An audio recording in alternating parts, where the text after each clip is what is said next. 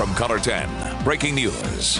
First at 5, a Springfield man convicted of 7 counts of child abuse in September will spend the rest of his life behind bars. Kenneth Davis was sentenced to 2 life sentences today.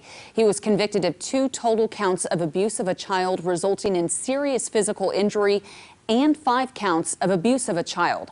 Color 10's Nija McDonald is live outside of the Greene County Courthouse with the latest. Nija, what can you tell us?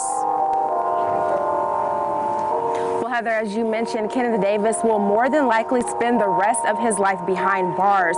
Now, during today's sentencing, Greene County's Assistant Prosecuting Attorney Stephanie Wan asked Judge Mountjoy for the maximum sentence for each of the 7 counts Davis was convicted of, and for those sentences to be served consecutively.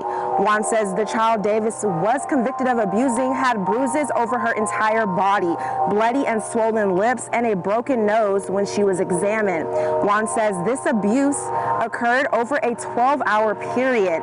She says the child was abused and beaten for doing what children do. She says the child is lucky to be alive today.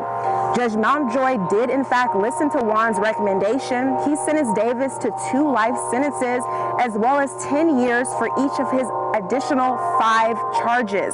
Wan says the Greene County Prosecutor's Office takes child crimes very seriously. She goes on to say that Davis has shown that no child would ever be safe in his presence. Wan says Davis has never taken responsibility for his actions his entire life.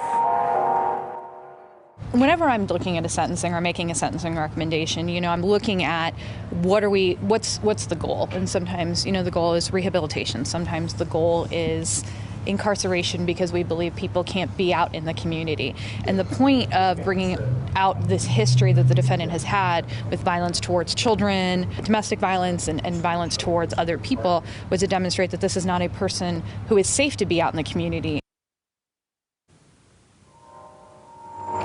Now, Wan says that the victims deserve to know that Davis will never be out in the community to hurt them ever again. Now, it's also important to mention that Davis is actually also currently facing additional charges which resulted in the death of a 2-year-old child out of Dallas County. Reporting live here outside of the Greene County Court, Nija McDonald, Ozarks First.